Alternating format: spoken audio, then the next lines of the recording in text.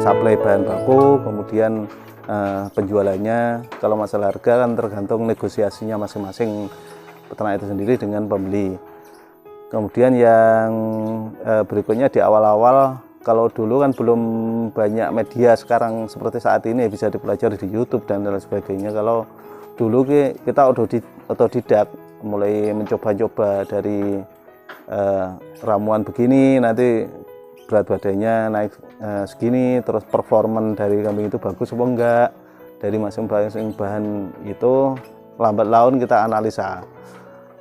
Dari situlah akhirnya ketemu formula yang bagus.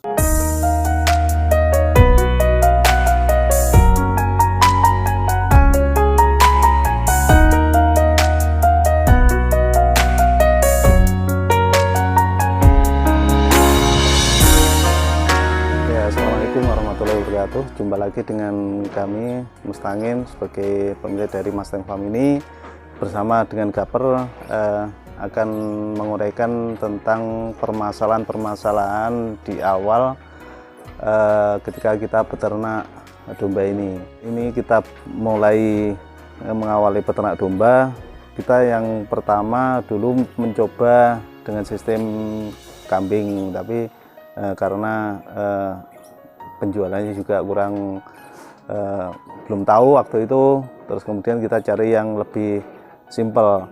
Awalnya dulu kalau kita beli sistem jogrok, terus kemudian jual jogrok lagi, kita tidak punya standar. Standarnya itu berapa kita nggak tahu. Nah, kita ibaratnya awalnya dulu kita beli 1 juta, terus harga jualnya setelah sekian bulan, terus kita jual lagi ke pembeli atau lantik lah istilahnya, ditawar selisihnya sangat sedikit sekali, 1.100.000, 1.200.000, karena kita tidak tahu perkembangan harga sistem jogrok waktu itu. Terus kemudian kita berpikiran bagaimana kita mencari ada yang standarnya seperti kiloan. Kalau kiloan itu kita mudah menghitungnya, mudah dianalisa, terus kemudian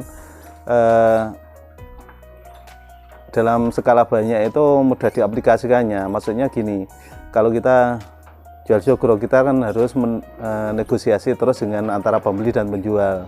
Itu sangat memakan waktu. Kemudian waktu itu ya kita tidak bisa memilah-milah. Seandainya jogrok dengan sistem pembelian di awal, kita bisa memilah dengan harga dasar sekian. Tapi kan di situ ada negosiasi terus dan banyak makan waktu. Kita cari yang simpel dengan standar kiloan itu, supaya harganya kalau nego di awal sudah ketemu ya silahkan dibawa dengan sistem timbangan, tinggal ngalihkan saja, kan lebih simpel. Awalnya di kambing dan sistem jogrok itu, kemudian kita beralih ke domba dengan sistem jual timbangan, dan pembelian bahan baku juga sistem timbangan.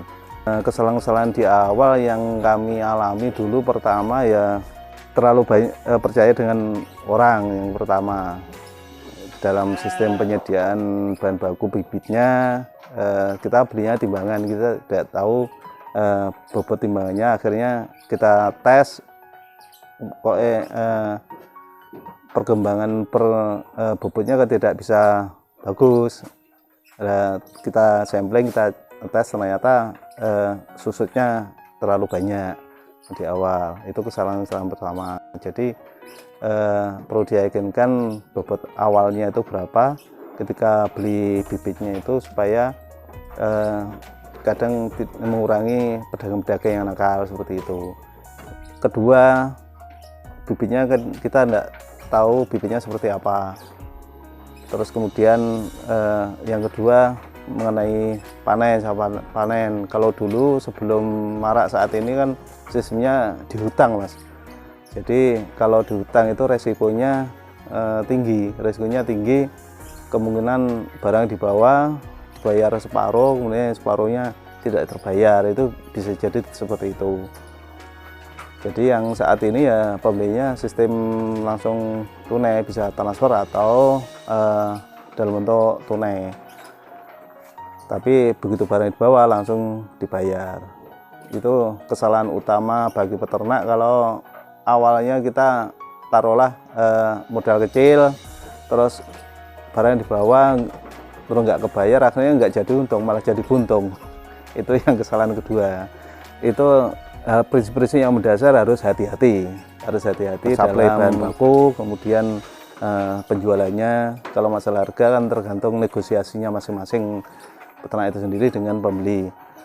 Kemudian yang berikutnya di awal-awal, kalau dulu kan belum banyak media sekarang seperti saat ini bisa dipelajari di YouTube dan lain sebagainya. Kalau dulu kita otodidak, mulai mencoba-coba dari ramuan begini, nanti berat badannya naik segini, terus performan dari kambing itu bagus apa enggak, dari masing-masing bahan itu lambat laun kita analisa.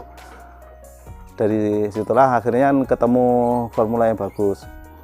Tapi kalau saat ini sudah diuntungkan dengan banyak liputan media, jadi secara instan bisa belajar di situ dari yang sudah berpengalaman dan menunjukkan hasil yang baik. Tentunya secara umum akan memberi pembelajaran bagi peternak-peternak pemula. Kalau dulu repot Mas, repotnya kita mau belajar itu ke peternak senior kadang ada yang boleh, ada yang tidak boleh. Terus kemudian yang dari situ kita nyoba-nyoba sendiri dengan formulasi sendiri yang paling baik itu yang mana. Dan itu kan perlu waktu juga, perlu hasil evaluasi sekitar 3 bulan baru bisa nampak hasilnya. Ya pernah Mas, kita kan awalnya dari nol, belum tahu apa-apa, terus kita mencoba dengan sistem makan ini. Pokoknya dulu pikiran kita pokoknya warak wes. Tapi saat ini kan kita butuh mempelajari juga kebutuhan nutrisi kami itu berapa sih. Terus kemudian yang bahan pakan apa saja yang cocok diberikan ke penggemukan atau domba itu sendiri. Belum tentu semua bahan pakan itu baik dan cocok untuk penggemukan dan disukai oleh domba sendiri. Pertama kita kadung buat pakan, terus ternyata ternaknya nggak suka, akhirnya nggak kemakan. Akhirnya kan di situ juga mempengaruhi dari pertumbuhan domba itu sendiri.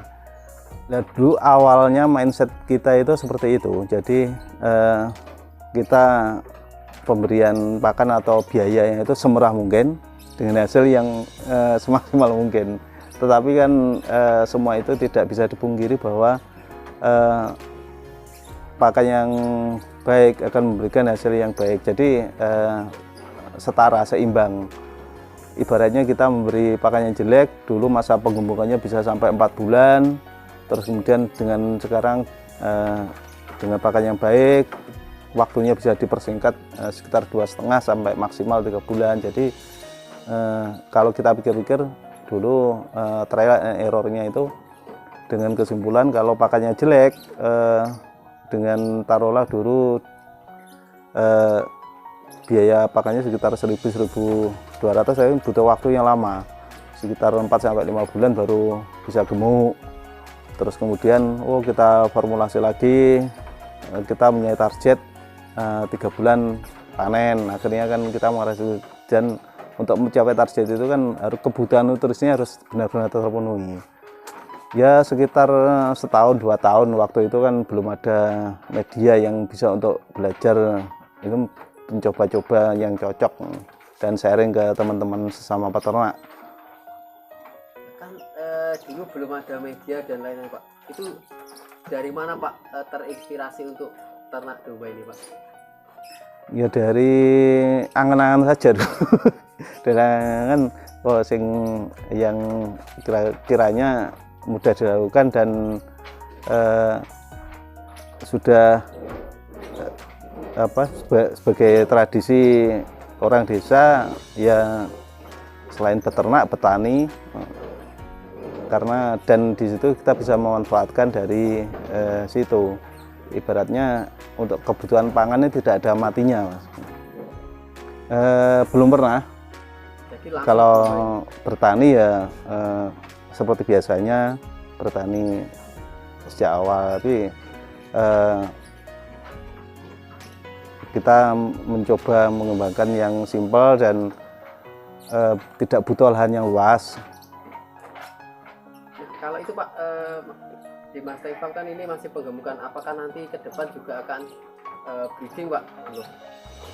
Ya, untuk kedepannya kita berwacana untuk breeding juga, karena kita melihat dari stok bahan baku kadang kita mengalami kesulitan pasokan, terutama saat setelah Idul Adha itu barang-barangnya kita mengalami agak kesulitan. Jadi untuk kedepannya kita akan melakukan breeding juga, mungkin yang agak jenis nanti kita padukan dengan yang penggemukan ini. Kalau di situ kan ada plus minusnya Mas. Kalau plus minusnya, kalau untuk penggemukan kita perputaran uang atau cash flow-nya itu lebih cepat. Mungkin kita bisa programkan tiap bulan bisa panen, bisa sebagai penghasilan. Kalau breeding butuh waktu lama, jadi nanti kita padukan, penggemukan ada, breeding juga ada. Breeding kan untuk jangka panjang. Ya, kalau kita untuk perputaran supaya konsepnya tiap bulan dapat pemasukan, yaitu saat ini kapasitas kandang itu berapa, taruhlah 100, berarti tiap bulan kita masukkan sekitar 30 ekor. Nanti yang bulan pertama masuk, 3 bulan berikutnya panen, dan bulan berikutnya, 2 bulan berikutnya disusul dengan yang masuk periode kedua tadi. Kemudian yang bulan ketiga masuk panen di periode yang ketiga, yang masuknya periode 3 tadi. Jadi tiap bulan bisa berpenghasilan panen. Dan targetnya kalau di awal tadi kita jelaskan sekitar keuntungannya sekitar 150 sampai 200, tinggal ngalihkan saja kapasitasnya berapa, terus kemudian target waktu untuk pengembangnya berapa, terus diisi bertahap. Jadi bisa tiap bulan bisa sebagai penghasilan. Sekian dulu dari kami dan terima kasih. Nanti untuk yang session penggembukan ini, setelah itu kita juga mengawali breeding nanti, dan untuk breedingnya kalau sudah berhasil dan agak banyak, kita akan share lagi, atau kita bagikan pengalaman-pengalaman tentang breeding itu sendiri di session atau di sesi berikutnya. Dan sekian, terima kasih. Assalamualaikum warahmatullahi wabarakatuh.